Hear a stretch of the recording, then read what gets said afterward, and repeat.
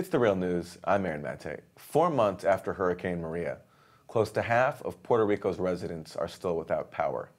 And now a new power struggle is on the island's hands.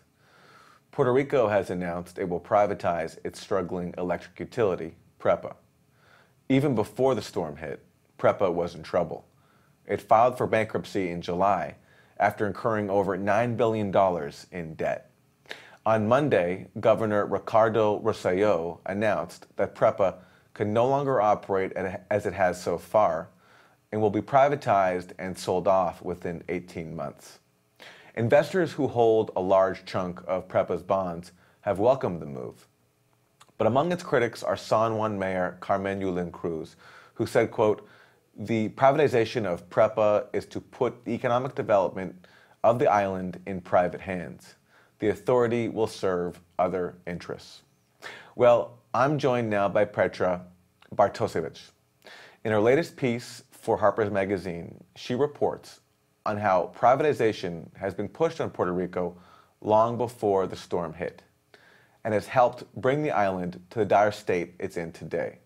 The piece is called "Before the Deluge: How Washington Sealed Puerto Rico's Fate."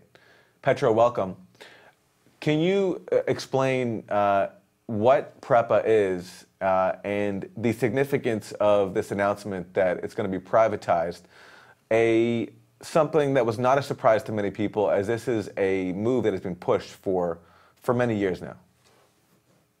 Of course. So PREPA is the electrical utility that provides power on the island, and it's been a public authority since it was formed in 1941. Like a lot of Puerto Rico's public operations, it increasingly, over the decades, began to rely on public debt, issuing bonds to run its operations. And even before the hurricane, there were widespread reports that the utility, which is run by a board of directors that is appointed by the governor, so it's a political appointees at the top of the authority, had been plagued by years of mismanagement, corruption, and the infrastructure that was so decimated by the hurricane was already in terrible shape even before Maria hit the shores of Puerto Rico last September. So in the aftermath of the hurricane, the utility was the centerpiece of the recovery effort focus, because obviously without power, nothing else can be done. So at this point, the island, which started in September with no power to any of the residents, now has something around half of the power restored, which is still a long way to go. And since the beginning of the disaster recovery effort, there were talks about privatizing PREPA. So this move this week was not a surprise to many, I think, but it's going to be requiring the bankruptcy judge that's overseeing the financial recovery process in Puerto Rico to approve. The legislature will have to approve it, and also it's potentially going to set up a fight with the creditors, the bondholders themselves, who wanted in some ways to see PREPA privatized, but are not eager to see it sold off piece by piece, which is what Governor Rosselló has sort of suggested is going to be the plan over the next 18 months.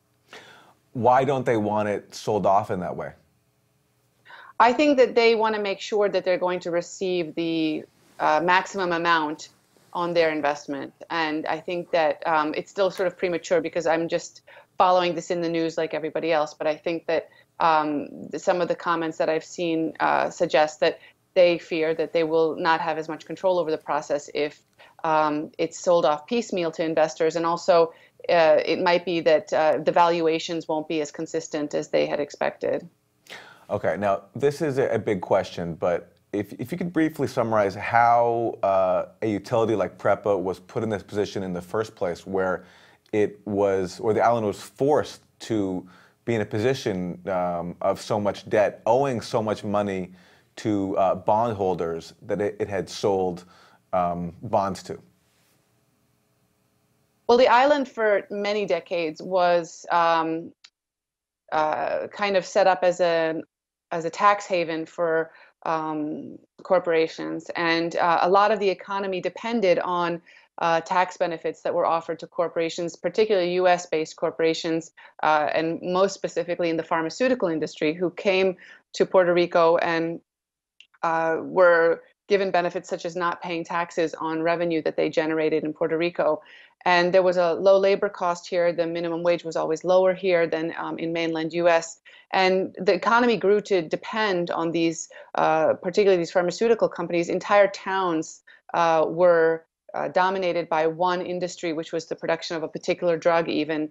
And then so these long-held benefits then were started to be rolled back. And in 2006, the island entered a recession that it never recovered from.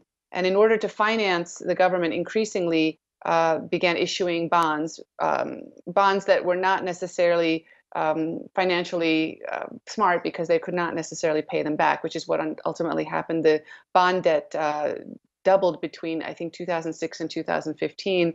And by 2015, the island clearly could not meet its bond obligations. It couldn't even pay off the annual amounts that it owed. And that's how we entered this sort of fiscal crisis that led to the creation of a financial control board that is now supposed to oversee the paying of these debts and the restructuring of the entire finances of the island. Right, and meanwhile, as you point out in the piece, because of the status imposed on Puerto Rico by Washington, it's not, it doesn't have access to the bankruptcy protections that other municipalities like Detroit had available to them. That's correct. Puerto Rico has a long history as a colonial subject, first of Spain, then of the United States, and then eventually became a commonwealth. But it does not have all the rights of states, which is why there's been an independence movement and a statehood movement in Puerto Rico, because many people believe that they should have those rights of self-determination.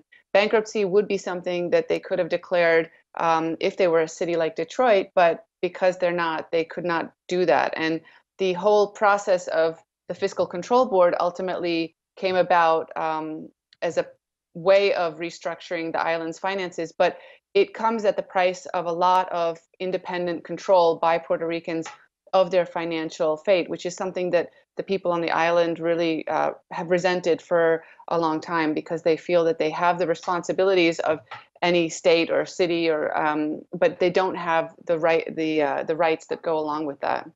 Right, and speaking of things that constrain Puerto Rico's ability to handle the situation that it's in, let's talk about the money that has been offered by the federal government, or the lack thereof. There's been no major bailout, and the argument for privatization is that only private investment will help PREPA be able to raise the capital it needs to make the necessary repairs. Well, that's true, right? But only insofar as the federal government refuses to actually give it money to do so. So, in other words, privatization is not the only option in theory. It's only the only option if the government will not help fund what Puerto Rico needs. I think it's difficult to even overstate the magnitude of the financial crisis facing the island right now. They were in dire straits even before Hurricane Maria hit in September, but now the island was utterly devastated. It's the worst hurricane ever to hit Puerto Rico, and the governor estimated that it would require some $94 billion to restructure the island and rebuild after the hurricane. To give you a comparison, that's the amount that he asked for from the White House administration. Texas and Florida were granted $44 billion for their respective hurricane recovery efforts in November, but Puerto Rico's request for $94 billion was deferred with no definite timeline as to when that money would come through and how much would come through. The Trump administration said that they wanted to do further studies on what was needed. Right now on the ground, you have FEMA and the U.S. Army Corps of Engineers, which are putting billions into the mainly into the rebuilding of the electrical grid, but it's still a drop in the bucket compared to what is really needed overall. Right. I mean, even if people are opposed to privatizing their public utility, I mean, how can they organize and mobilize around it when they don't even have power and they're struggling to rebuild their lives? Yes, Puerto Rico has a rich history of protest. The independence movement was vibrant for many years, but it has struggled in recent times. And I think part of the problem is there is right now just such a low morale in the sense of what are they rebuilding towards? There's been some 200,000 people have left the island since the hurricane. Already the island was depopulating even before that. So it's possibly a moment of a real crossroads where the island, depending on how they recover from this natural disaster, will be able to set itself up in the future. Petra Bartosiewicz, her latest piece for Harper's magazine is called Before the Deluge, How Washington Sealed Puerto Rico's Fate. Thank you. Thank you. And thank you for joining us on The Real News.